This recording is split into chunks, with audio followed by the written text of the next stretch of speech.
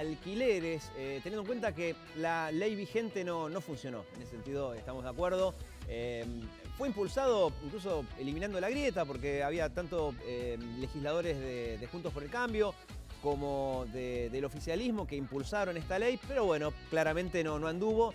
Y ahora en el mismo Congreso están viendo de hacer algunos cambios. ¿Cuáles son esos cambios? Sí, así es. Y lo bueno también en este sentido es que tanto oficialismo como oposición están de acuerdo en que hay que avanzar en un nuevo proyecto o modificar. Dos puntos centrales es lo que se está hablando. Por un lado, la duración, que es de 3 años de los alquileres. Sí. Y también ver si se puede modificar a través de alguna alícuota cuál es el piso de base de los alquileres, ¿no? Porque eso después tiene que ver si arrancan con un piso muy alto, Sí. después incide lógicamente mucho más el incremento. Bueno, eso y algunos otros puntos es lo que se está debatiendo. O sea, ayer de hecho me llamó la atención cuando lo contaba Belén, ¿no? Es una idea por ahora, habrá que debatir en el Congreso, pero están viendo de incluir esto de una suerte de tabulación de cuánto debería cobrarse por un alquiler, depende de la cantidad de metraje, dónde está ubicado, etcétera. Que después, bueno, con un margen, ¿no? Para que el dueño diga, no, un poco más, un poco menos. Pero bueno, son ideas. Vamos a preguntarle a José Rosados, que es el titular de Reporte Inmobiliario. En principio, ¿cuáles son las ideas, José, que se les ocurre a ustedes, ¿no? Que pueden llegar a servir para mejorar esta ley que, bueno, estamos diciendo, no funcionó. Hay menos departamentos o inmuebles en alquiler y por ende los precios subieron. ¿Cómo estás? Buen día ante todo.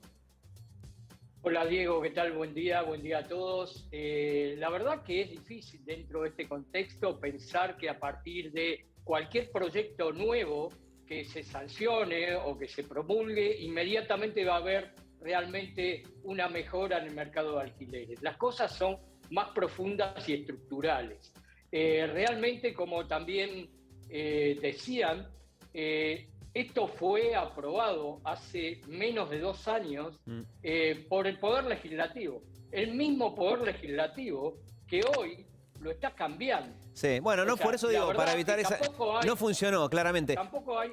Pero así como para todo hay grieta, garantía. no es que, viste, como pasa en casi todo, un sector acusa al otro, en este caso como que se equivocaron los dos. El sector inmobiliario había advertido acerca de esto.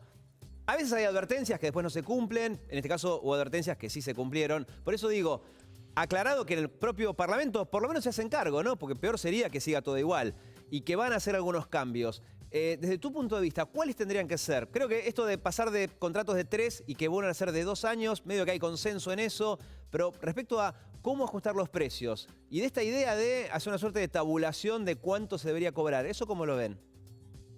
Yo creo que lo mejor sería directamente derogar la ley actual y volver al régimen anterior que estaba legislado por el Código Civil y Comercial. Eso en principio es mi opinión. Y fue mi opinión concretamente en aquel momento también. Sí. O sea, volver a la vieja ley, que por ejemplo, en donde el precio del alquiler se pacta entre inquilino y dueño, bueno, con la inmobiliaria en el medio, pero siempre estaba la cuestión de, en un país con inflación, y además tan imprevisible como este, estaba la cuestión de, bueno, ¿cómo hacemos para pactar los aumentos, no? Que tiene miedo los dos. El inquilino dice, capaz que me están aumentando más de lo que va a ser la inflación. Y el dueño ni hablar, dice, capaz que la inflación, hay una hiper y me terminan pagando monedas. ¿Esa parte cómo la resuelven?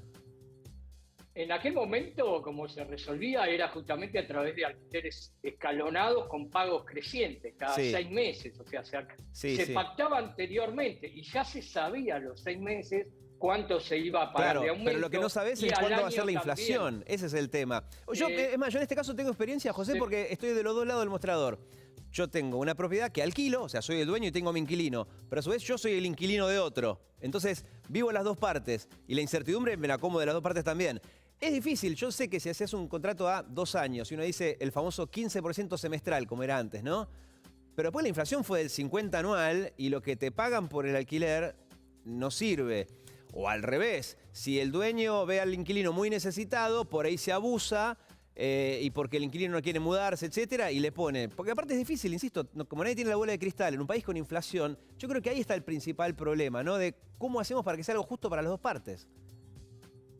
Es difícil, pero justamente vos fuiste al meollo del asunto. El problema estructural es la inflación. Y la inflación nadie concretamente va a saber, ni los legisladores ni nadie. Es una proyección a futuro de cuál va a ser absolutamente el índice de inflación que se va a afrontar. Se basa, o sea, justamente estos alquileres escalonados se basaban en proyecciones de inflación futura. Que en este caso, por ejemplo, las expectativas de la mayoría de los economistas la cifran en el orden del 52-53%. Entonces, si se plantea un escalonamiento, será en el orden del 25, 26, 27% semestral. Está bien, este año, pero el año que viene, o sea, este año está bien, ya todos calculamos 50, 60 de inflación. Pero después para el año que viene es difícil. Acá Belén tiene una pregunta. Tengo una idea. A ver. No, lo que pienso, porque es cierto, ¿no? O sea, una de las complicaciones que tenemos, buen día, José, es el tema de la inflación. Digo, quizás se puede compensar, ¿no? Digo, bueno, si uno proyectó un aumento al año siguiente, si hubo 4 o 5 puntos, se podrían quedar como acumulados para el próximo año. Pero bueno, es meramente una idea. No sé cómo ve usted este debate que se está dando en diputados y si se puede dar en el mediano plazo algún avance en favor tanto de los propietarios como de los inquilinos.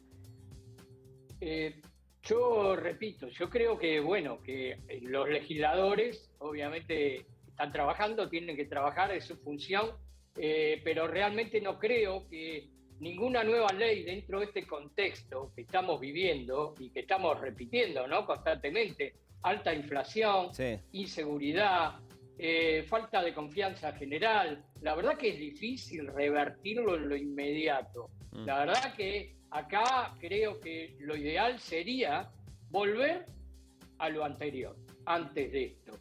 Y, digamos, siempre lo digo, una política de vivienda no puede atacarse únicamente con un tema de alquileres. Hay que trabajar también en cómo descomprimir demanda a partir de generar condiciones como para que la gente pueda comprar una propiedad a través de un crédito hipotecario. No, eso estamos de acuerdo, sí, claro, que haya cada vez menos inquilinos. La única manera, exactamente, la única manera, y que cada vez va a ser mayor, de acceder a una vivienda es a través del alquiler. No, eso estamos de acuerdo. Entonces, con que la idea es esa, así como te dijo en un momento, bueno, acá el problema es la inflación, bueno, ok, hasta que se baje la inflación vamos a encontrar un parche a esta cuestión. Y respecto a la vivienda ociosa que se había pensado también en grabar, ¿eso puede generar algún incentivo para que las personas pongan para el alquiler las propiedades?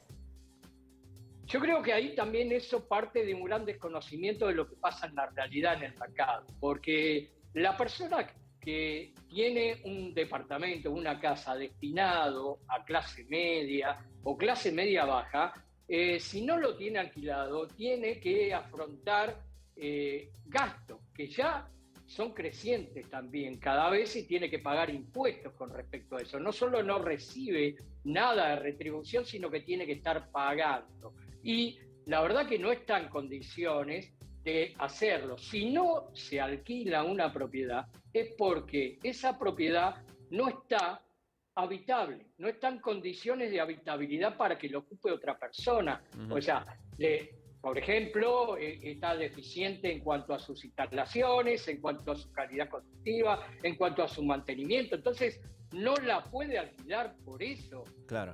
O en condiciones legales.